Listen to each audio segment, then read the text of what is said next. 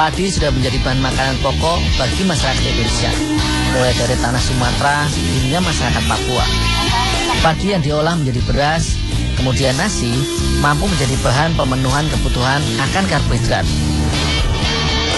Bahan pangan yang kaya akan vitamin berguna untuk menjaga kesehatan sistem saraf dan jantung, serta menghindarkan kita dari penyakit beri-beri.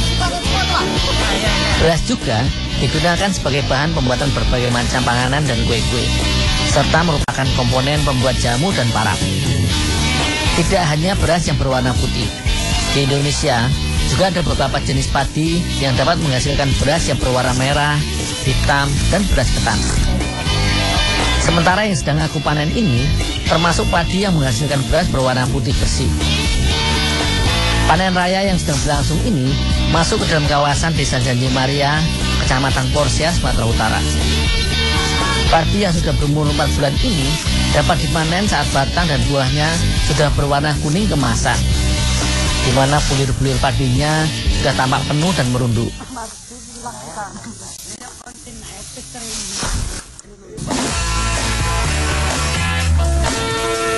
Di beberapa daerah di Indonesia masih menggunakan sabit untuk memotong tangkai padi. Bahkan di sebagian besar wilayah masih mempertahankan penggunaan ani-ani untuk memotong tangkai padi. Dalam 1 tahun, petani di desa ini mampu memanen padi sebanyak 2 kali. Padi yang sudah dipotong langsung digebuk untuk melepaskan bulir padi dari tangkainya. Alat yang aku pakai kali ini cukup sederhana. Hanya beberapa bilah bambu yang digabungkan dengan kayu di kedua sisinya dan ditempatkan pada selembar terpal sebagai tempat untuk menampung padi yang didapat. Tangkai padi yang sudah dipotong langsung digebuk atau dipukulkan pada bilah bambu. Hasilnya buliran padi langsung rontok dari tangkainya. Nantinya, padi-padi yang aku panen ini tidak hanya digunakan untuk kebutuhan sehari-hari, tetapi akan dipakai sebagai bahan pembuatan tipa-tipa, yaitu olahan berupa emping padi khas masyarakat Batak Porsia. Tipa-tipa menjadi sebuah variasi cara mengolah padi. Tidak hanya dijadikan nasi, tetapi juga menjadi cemilan emping. Cara lain untuk menikmati padi.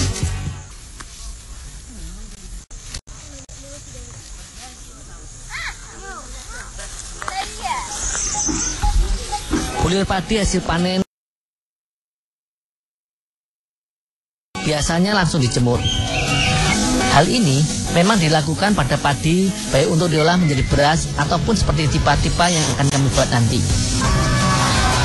Proses penjemuran dimaksudkan agar bulir padi mudah terlepas dari kulit arinya.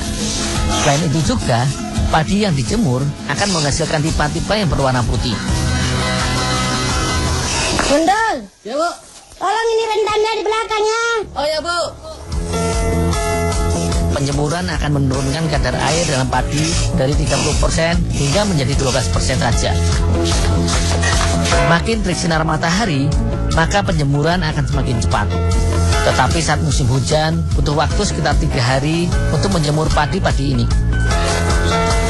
Untuk dapat diolah menjadi tipa-tipa, padi yang sudah dijemur kemudian direndam ke dalam bak plastik selama 2 hari. Mungkin terdengar sia-sia. Padi yang sudah kering, kenapa direndam kembali? Perendaman ini dimaksudkan agar padi menjadi lunak sehingga mudah untuk diolah.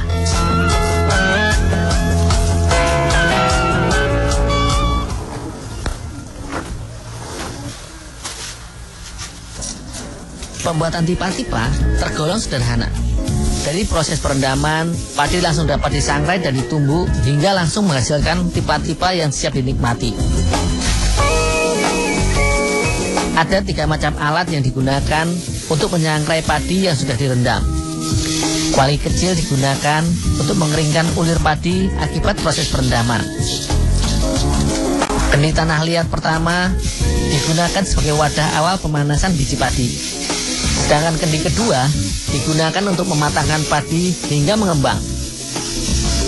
Kendi pertama mempunyai panas yang lebih rendah dari kendi kedua, karena api sengaja ditempatkan langsung di bawah kendi kedua. Agar tidak gosong, bulir padi terus diaduk dengan menggunakan kuas sederhana yang terbuat dari ijuk dan diberi gagang dari bilah bambu sederhana. Biar saya yang kongsen. Tahu tumbuk aja nih. Oh, ya Pak.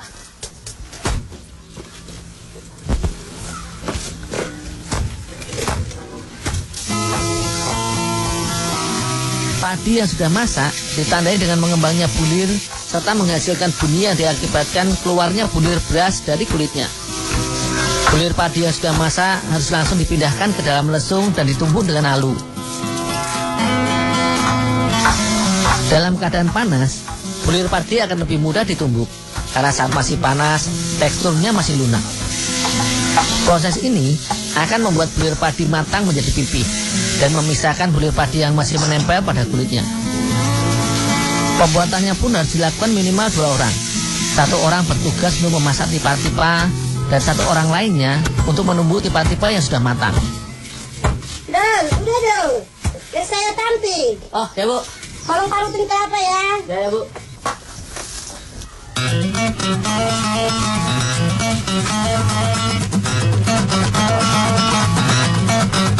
Tipa-tipa yang masih panas dan baru selesai ditumbuk dapat langsung ditampi, sehingga sekam padi sisa penumbukan dapat terbuang. Tipa-tipa yang sudah bersih ini nanti akan dijual seminggu sekali ke pasar yang ada di Kecamatan Korsea. Seharga Rp20.000 per 1 kaleng takaran.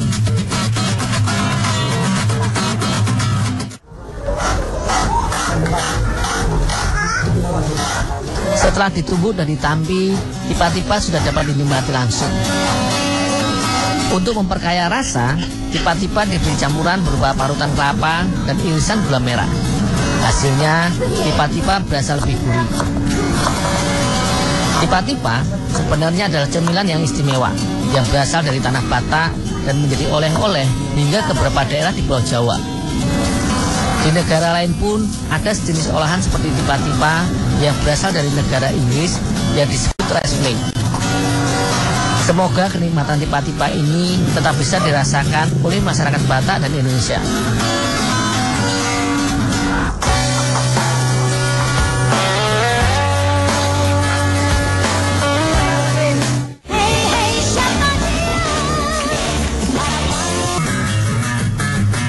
Bambu adalah jenis tanaman yang berongga dan beruas.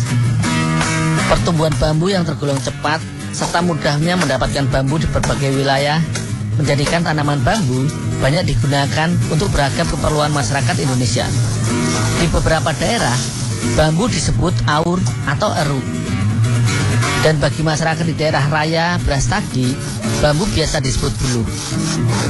Umumnya, warga memanfaatkan ruas bambu sebagai bahan bangunan dan mengolahnya menjadi beragam bahan kerajinan tangan untuk kebutuhan rumah tangga.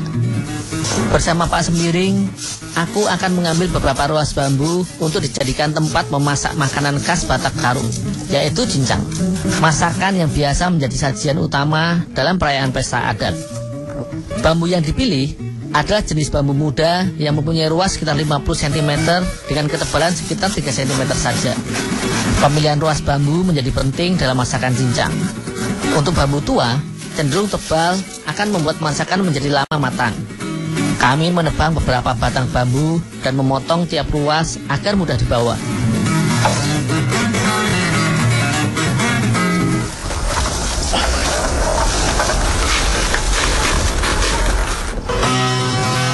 Setelah itu, kami menebang batang pisang emas untuk dijadikan salah satu bahan untuk masakannya. Batang pisang emas yang masih muda sengaja dipilih karena menghasilkan rasa yang lebih manis dibandingkan batang pisang jenis lainnya. Batang pisang yang ditebang langsung dibersihkan dari kulit batang yang sudah tua, karena yang akan digunakan hanya bagian dalam batang yang masih lunak. Pengolahan batang pisang menjadi masakan juga dilakukan masyarakat Bali dan Lombok, tetapi memiliki cara pengolahan yang berbeda dengan masyarakat Batak Karo ini.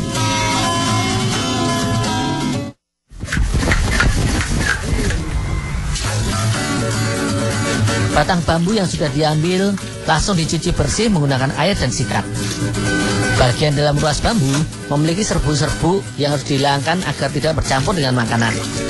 Sedangkan bagian luar bambu juga harus disikat dari bulu-bulu tajam.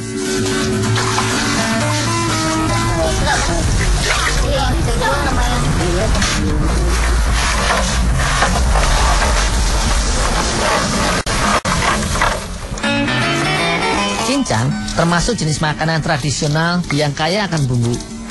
Beragam rempah dan bumbu masakan digunakan sebagai penyedap dan untuk memperkaya rasa. Penggunaan bawang, kemiri, kencur yang dihaluskan akan menjadi penyedap hingga tidak membutuhkan tambahan penyedap rasa sintetis.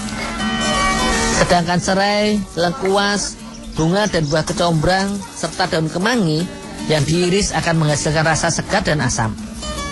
Paduan bumbu asam yang kaya akan asam asetat dan asam glukoronat dapat menjadi peredam bau amis serta membantu pematangan bahan daging pada masakan ini.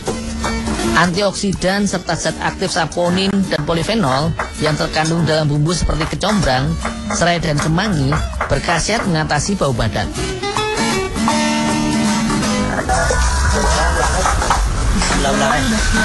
Salah satu ciri khas cincang adalah penggunaan daging ayam yang dicincang sebagai lauk pauk utama. Selain ayam, masyarakat Batak Karo biasa menggunakan daging babi untuk dimasak cincang. Kata cincang berasal dari cara meracik bahan masakan ini, yaitu mencincang ayam atau daging serta sayuran menjadi potongan-potongan kecil, sehingga mudah untuk dicampur dengan bahan lain serta dapat dimasukkan ke dalam bambu. Daging ayam kampung sengaja dipilih karena mengandung sedikit lemak, serta secara adat masyarakat lebih mengenal ayam kampung dibandingkan ayam broiler. Ayam yang sudah dibersihkan ini akan dipisahkan antara daging dan tulangnya, karena dalam masakan cincang yang digunakan hanya bagian dagingnya saja. Batang pisang emas juga diiris-iris tipis. Setiap irisan batang pisang akan diiringi dengan taburan parutan kelapa. Ini untuk memudahkan proses pencampuran bahan. Getah yang ada pada batang pisang ini akan dinetralkan dengan bantuan garam dan bumbu asam lainnya. Tidak hanya batang pisang, sayuran daun ubi serta jantung pisang ikut menjadi campuran daging ayam. Tentu saja, semua dedaunan ini juga diiris tipis seperti batang pisang.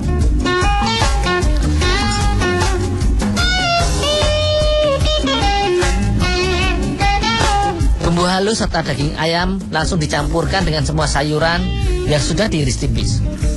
Tidak lupa ditambahkan garam dan cabai, serta perasan buah combrang untuk menambah rasa. Semua bahan yang sudah dicampur kemudian diaduk berulang-ulang agar semua bahan tercampur rata.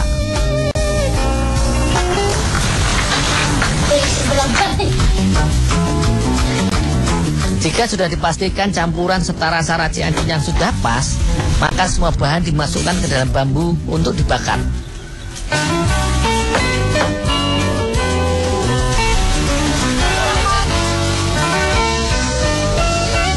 Pembakaran cincang bambu dilakukan dengan menggunakan api besar, di mana setiap ruas bambu ditempatkan pada sisi kawat yang disusun di kanan kiri tumpukan kayu bakar. Kawat ini akan menyangga agar ruas bambu yang berisi cincang ini tidak terjatuh dan terkena langsung api, sehingga mempercepat proses pematangannya. Butuh waktu sekitar 2 jam untuk memasak cincang daging ayam. Selama pemasakan, ruas bambu juga terus dibolak-balik agar semua bagian cincang dapat matang merata. Cincang masak ditandai dengan mengeringnya air dalam bambu yang biasa dilihat dari bagian atas bambu. Air ini berasal dari kandungan air yang terdapat dalam batang pisang serta bumbu asam lainnya.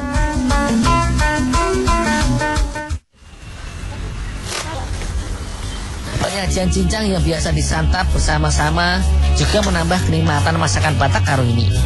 Cincang menjadi salah satu menu masakan tradisional Nusantara yang membuktikan betapa beragamnya kekayaan kuliner Indonesia.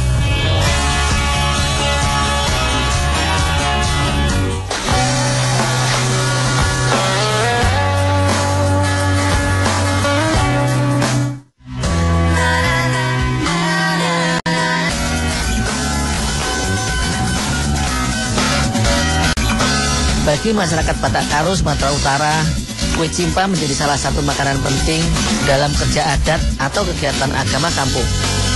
Kerja-kerja adat Karo meliputi kerja tahunan, pernikahan hingga kematian. Dan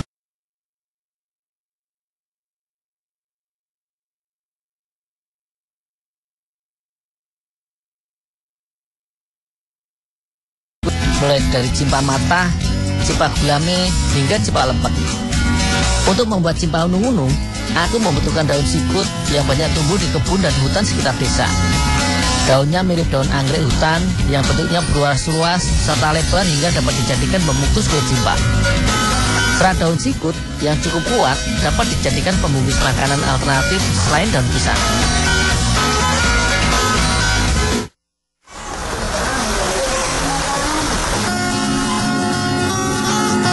Daun-daun yang sudah didapat segera aku bersihkan dengan kain lap.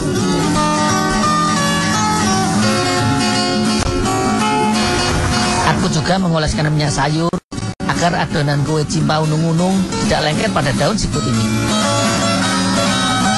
Minyak cukup dioleskan pada bagian tengah daun saja, tempat di mana adonan cimpa akan diletakkan untuk dibungkus.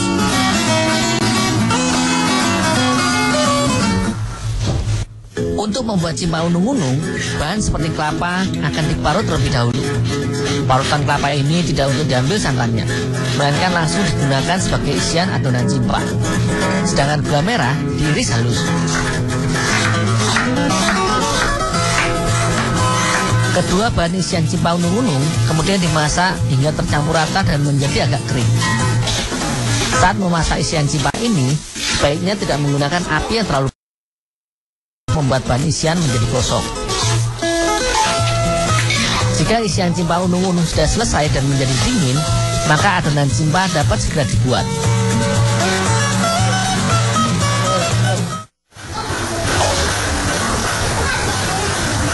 Tepung kanji yang dicampur sedikit air dan garam diaduk hingga merata. Meskipun tampak sederhana, sebenarnya dibutuhkan tenaga yang cukup kuat agar adonan ini bisa menjadi kalis. Dan itu membutuhkan waktu yang cukup lama. Jika adonan sudah bisa dibentuk menjadi bagian-bagian besar, itu artinya adonan sudah siap dibungkus menjadi bagian-bagian yang lebih kecil lagi. Adonan di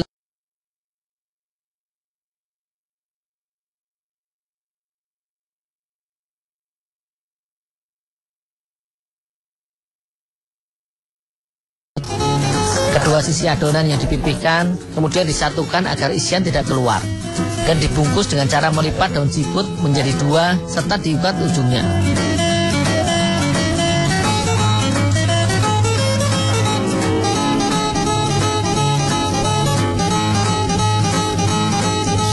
Ujung daun sikut kemudian dipotong agar tampak rapi dan siap untuk dikukus.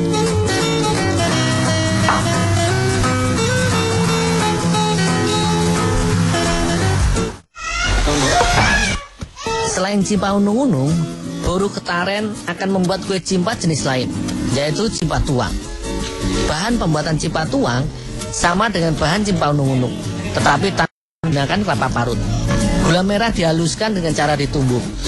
Ini dikarenakan adonan cimpa tuang lebih encer dibandingkan cimpa unung-unung.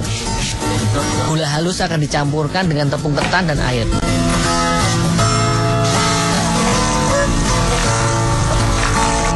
Dengan jumlah air yang cukup banyak, maka adonan akan lebih encer sehingga dapat dituang dan dimasak dalam kuali besi. Untuk memasak cimpa tuang, adonan cairnya dituangkan ke dalam kuali yang sudah dibelah menjadi dua. Kuali sengaja dibagi dua untuk mempermudah membolak-balik adonan. Cimpa tuang dimasak di atas bara arang dengan panas yang tidak terlalu tinggi untuk menghindari gosong. Sedikit demi sedikit, adonan cimpa tuang dimasak ke dalam tungku. Minyak goreng juga dioleskan pada kuali agar adonan tidak lengket. Dari 1 kg tepung ketan bisa dihasilkan sekitar 25 buah kue cimpa tuang. Jika cimpa tuang dimasak dengan kuali, maka cimpa unung-unung cukup dikukus ke dalam panci besar secara bersamaan. Aku harus menjaga api agar terus menyala sehingga cimpa unung-unung bisa cepat matang. Dibutuhkan sekitar 50 menit untuk mematangkan satu panci besar kue masyarakat Batak Karo ini. Ya.